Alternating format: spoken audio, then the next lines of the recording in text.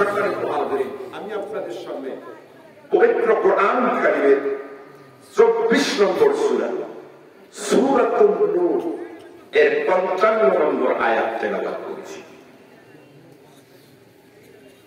কোরআনুল কারীমের তাফসীর দুই ভাবে উপস্থাপন করা যায়। একটি হলো আয়াত বা সূরা ভিত্তিক, আর একটি হলো শিরোনাম ভিত্তিক।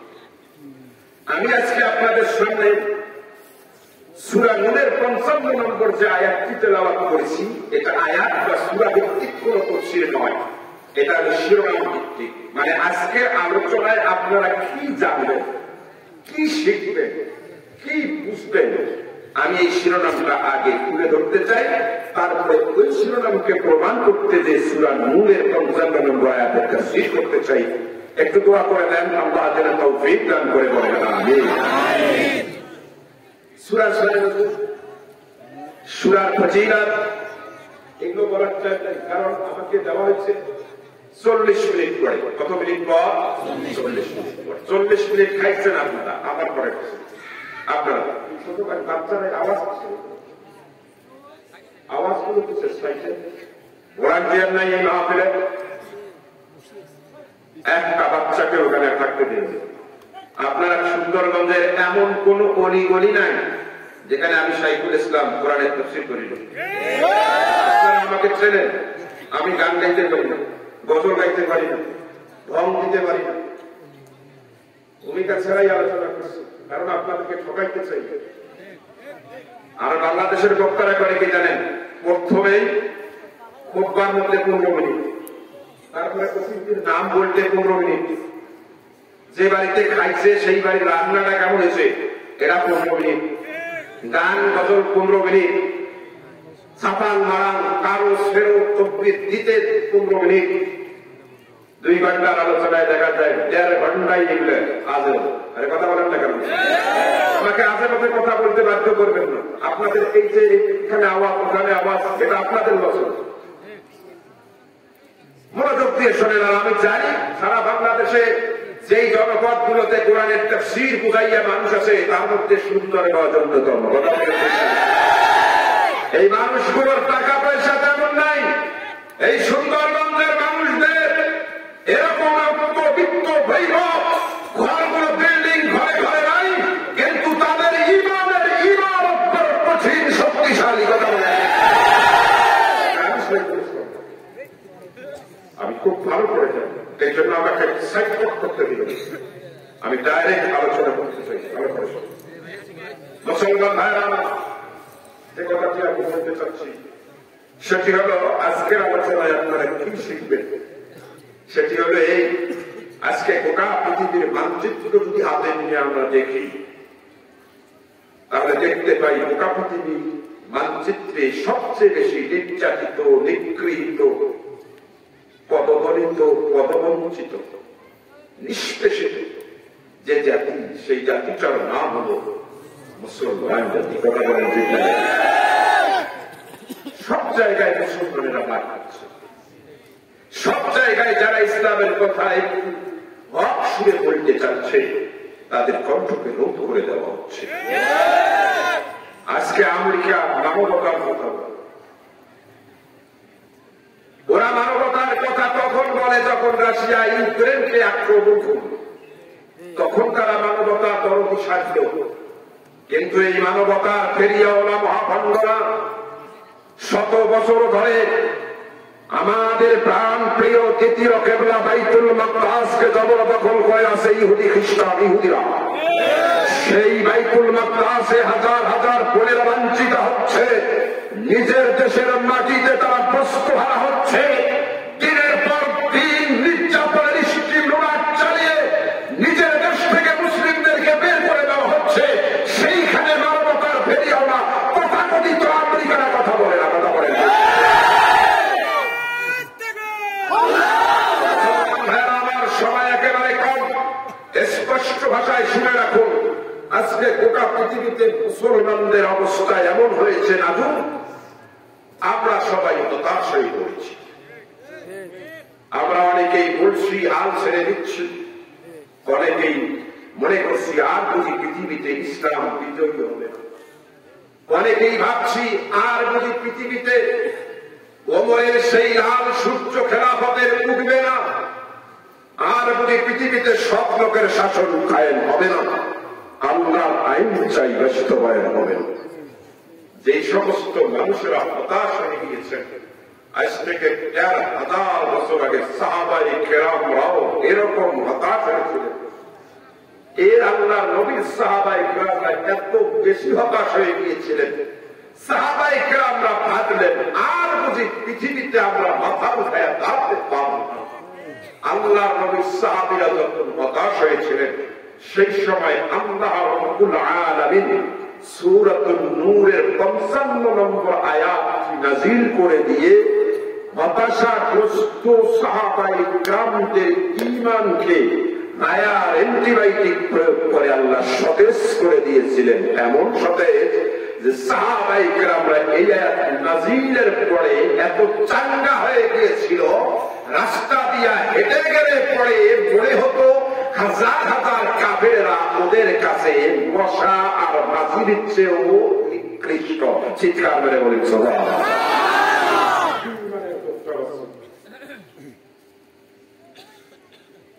ভাইজান, আজ থেকে ১৩,০০০ বছর আগে আল্লাহ নবীর সাহাবীরা যে কারণে হতাশ হয়েছিলেন, আল্লাহ সেই সুখ প্রয়োগ করছে, আজকে গোটা পৃথিবীর মুসলমানেরা সেই হতাশাই হচ্ছে। বিশেষ করে আমাদের বাংলাদেশের মুসলমানেরা, বিশেষ করে আমাদের সুন্দরগঞ্জের ভাইয়েরা, আর খুশি হয় না, সব শেষ হয়ে যাবে না ভাই, কিছুই শেষ হয়ে যাবে। আরে সুবহানাল্লাহ বলবেন না? যে অ্যান্টিবায়োটিকটা আল্লাহ প্রয়োগ করছেন, আমি সেই অ্যান্টিবায়োটিকটা এখানে শুধু রেলে করেছেন। আমি কিছু বলবো না, আল্লাহর কথাগুলোই আপনাদেরকে বলবো। কারণ অনেকেই মনে করে হুজুর এই যে মঞ্চ বলা বক্তব্য দেয়, অতএব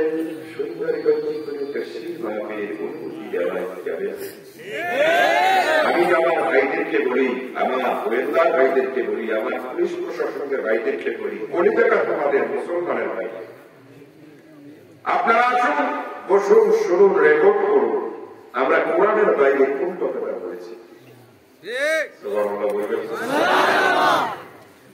অনুরোধের ভাষায় বলতে চাই, আমরা আপনাদেরকে নিজের ভাই মনে করব, আমরা কোরআন কারীম থেকে কথা বলতে চাই। আয়াতটি নাযিল হয়েছে কখন জানেন? আল্লাহ নবী যখন মক্কা থেকে মদিনায় আসেন, মক্কা থেকে যখন মদিনায় আসেন, আসার পরে মক্কার মুহাজিরদেরকে আনসারেরা জায়গা দিল। খালি জায়গা কি দিছে? যেই খাবার দিছে, যেই মুহাজিরের বউ নাই, মক্কায় রেখে আসছে, বউ কাফেরা, এখানে নিয়ে আসতে পারে নাই, নিয়ে আসার সম্ভব হয় না। ওই মুহাজির কে আনসারের ছিল 2টা বউ, একটা তালাক দিয়া নিজের আরেকটা যে বউ আছে সেইটাকে নিয়ে, যেটা তালাক দিচ্ছে সেটাকে মুহাজিরের সাথে বিয়ে দিয়ে দিচ্ছে। সুবহানাল্লাহ। এইরকম নজির পৃথিবীতে আর কোথাও হয় নাই, কেমন পর্যন্ত হওয়া সম্ভব। আমার আপনার নবীর সাহাবীরা মক্কা থেকে মদিনায় যখন হিজরত করে আনসারেরা সহযোগিতা করলেন, তখন গোটা মক্কার সমস্ত কাফেরেরা আনসার আর মুহাজিরের শত্রু হইয়া গেল। এমন শত্রু যে আনসার আর মুহাজিরেরা হাতের তরবারি ছাড়া কোন জায়গায় চলতে পারত না, কারণ কখন কোন পাশে কোন কাফেরেরা হয়। আচ্ছা ভাই, সবসময় কি তরবারি দিয়ে থাকা যাবে?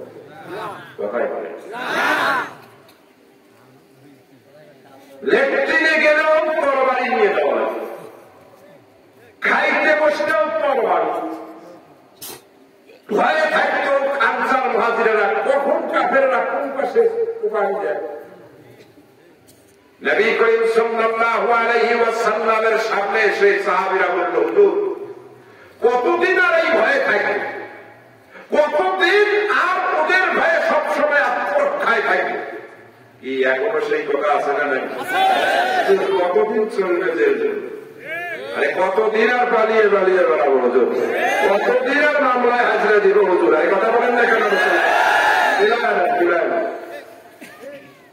একই কথা সাহাবীরা রাসূলকে বলল,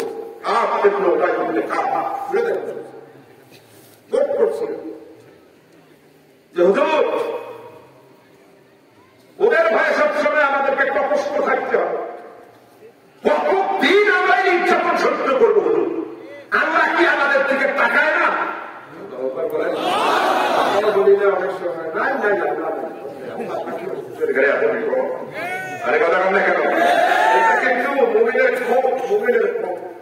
এইটা আল্লাহ নাই এই কথা না, বরং আল্লাহ আছে, আল্লাহর সাথে এটা একটা রাগ। আরে কথা কম না কেন? অভিমান। একই ঘটনা ১,৫০০ বছর আগে হয়েছে। সাহাবাই কেরামরা রাসূলের সামনে বলে, হুজুর কতদিন আর এইরকম দুর্দশা অবস্থায় থাকবে? আমার নবী জবাব দিতে পারছিলেন না। এই সময় আল্লাহ রাব্বুল আলামিন জিবরাইলের মাধ্যমে আয়াত নাযিল করে দিলেন, সূরাতুন নূরের ৫৫ নম্বর আয়াত। আল্লাহ পাক আয়াত নাযিল করলেন, ওয়া'আদাল্লাহুল্লাযীনা আমানু মিনকুম وعملوا الصالحات ليستخلفنهم في الأرض كما استخلف الذين من قبلهم وليمكنن لهم دينهم الذي ارتضى لهم وليبدلنهم من بعد خوفهم أمنا।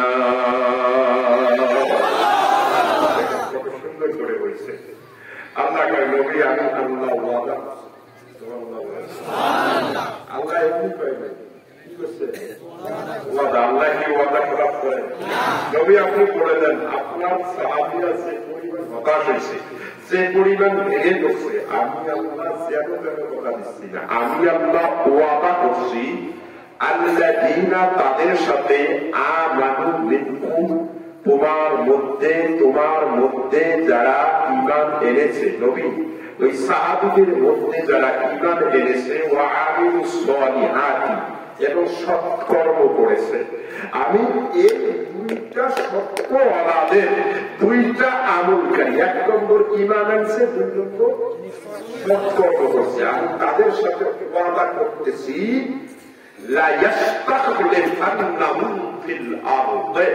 আমি আল্লাহ অতি শীঘ্রই তাদের এই জুলুম নির্যাতনের পাটকে, বিরোধী দলের পাটকে মুছায়া দিয়া আমি তাদেরকে সরকারি দলের আসনে বসিয়ে দিব। চিৎকার করে বলুন আল্লাহু আকবার। লামের তাকিদ, নুনের তাকিদ, লাম তাকিদ আবার নুন। আল্লাহ ভাই আমি ওয়াদা করছি যারা তোমাদের মাঝে ঈমান আনছে আর সৎ আমল করছে, আমি গোটা দুনিয়ার রাজত্বে তাদেরকে অবশ্যই অবশ্যই বসিয়ে দিব। খালি অবশ্যই বসিয়ে দিব বললে কি হবে? এখানে তাগিদ আসছে দুইবার, অবশ্যই। আপনাদের চেয়ারম্যান কিন্তু খালি মনে করেন আলেম মানুষ সভাপতি বানিয়েছেন, ভালো হয়েছে এটা। আসলে তফসিল মাহফিলের সভাপতি আলেমরাই হবে, কারা হবে? আমরাই ৫-১০ হাজার টাকার জন্য পোশাক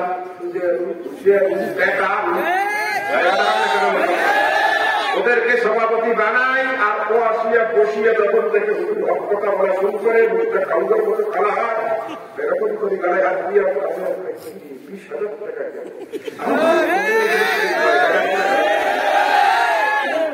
আমি তো শুরু করতেছি, বুঝতেছে ওরা কামিল গ্রাফের পড়াগুলো মনে হয়ে যাচ্ছে। আল্লাহ দেখেন কি পাই, রবি আপনি বলেন আমি ওয়াদা করছি যারা আপনার মধ্যে, যারা তোমাদের মধ্যে ঈমান এনেছে আর সৎ আমল করেছে, আমি অবশ্যই তাদেরকে গোটা দুনিয়ার ক্ষমতা দান করবো। সুবহানাল্লাহ বলেন। কেমন ক্ষমতা? কামাস্তাখলাফাল্লাযীনা মিন ক্বাবলি, এর আগে যেমন মুসা নবীরে দিয়েছিলাম, দাউদ নবীরে দিয়েছিলাম, সুলাইমান নবীরে দিয়েছিলাম, ইমানদারদের যুলকারনাইনকে দিয়েছিলাম। সুবহানাল্লাহ বলেন। শুধু তাই না, কি করবো? ওয়ালা ইউমাক্কিনান্না লাহুম দীনাহুল্লাযী ইরতাদা। সুবহানাল্লাহ বলেন। শুধু তাই না, যে আল্লাহ তাদের দ্বীন ইসলামকে মনোনীত করেছেন, ওই ইসলামটাকে অবশ্যই অবশ্যই তিনি এরকম করে সুশোভিত করে দিবেন, শক্তিশালী করে দিবেন। পৃথিবীতে এখন তোমরা মারি খাও নিজের হাতে, মারি খাও খ্রিস্টানের হাতে। আমি আল্লাহ ওয়াদা করছি, তোমরা যদি ঈমান আনো আর সৎকর্ম করো, তাহলে তোমাদের এই ইসলাম, যে ইসলামকে আমি আল্লাহ মনোনীত করেছি, এটাকে মহা শক্তিশালী করে দিব। ধরে ধরে কোন সুবহানাল্লাহ। তারপরে মজার কথাটা সাফান, ওয়ালা ইউবাদদিলান্নাহুম মিন বা'দি খাউফিহিম আমনা।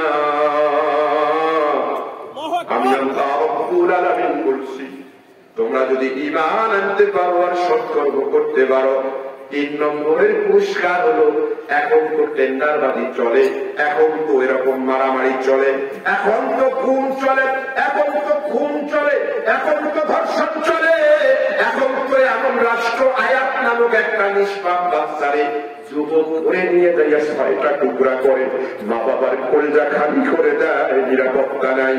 আমি আল্লাহ ওয়াদা করছি, তোমরা যদি ঈমান আর আমল আনতে পারো, তোমাদের এই ভীতিকর নৈরাজ্যের রাজ্যটাকে আমি আল্লাহ শান্তির নগরী জান্নাতের টুকরা বানিয়ে দিব।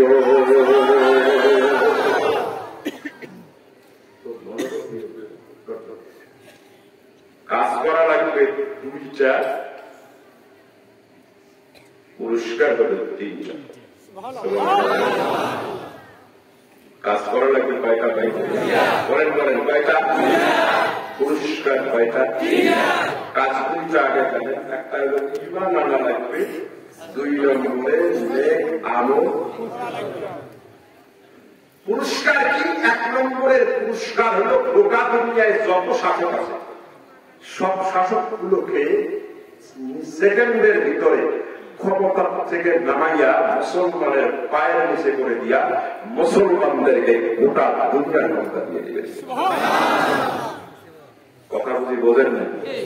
পুরস্কার কয়টা? কারণ যে 1 নম্বরের পুরস্কার হলো, দুনিয়ার যত শাসক আছে সবগুলোকে নামায়া আল্লাহ তাদেরকে ক্ষমতা দেবে। 1 নম্বরের পুরস্কার। 2 নম্বরের পুরস্কার হলো, গোটা দুনিয়ায় একটা ধর্মকেই আল্লাহ শক্তিশালী করে দিবেন, যেই ধর্মটা আল্লাহর প্রিয়, সেটা হলো ইসলাম। সুবহানাল্লাহ বলেন। 3 নম্বরে আল্লাহ রাব্বুল আলামিন গোটা পৃথিবীতে যত অন্যায়, অবিচার, খুন, সন্ত্রাসী, হারাহারি সব বন্ধ করে দিয়া দুনিয়াটাকে জান্নাতের টুকরা বানিয়ে দিবেন।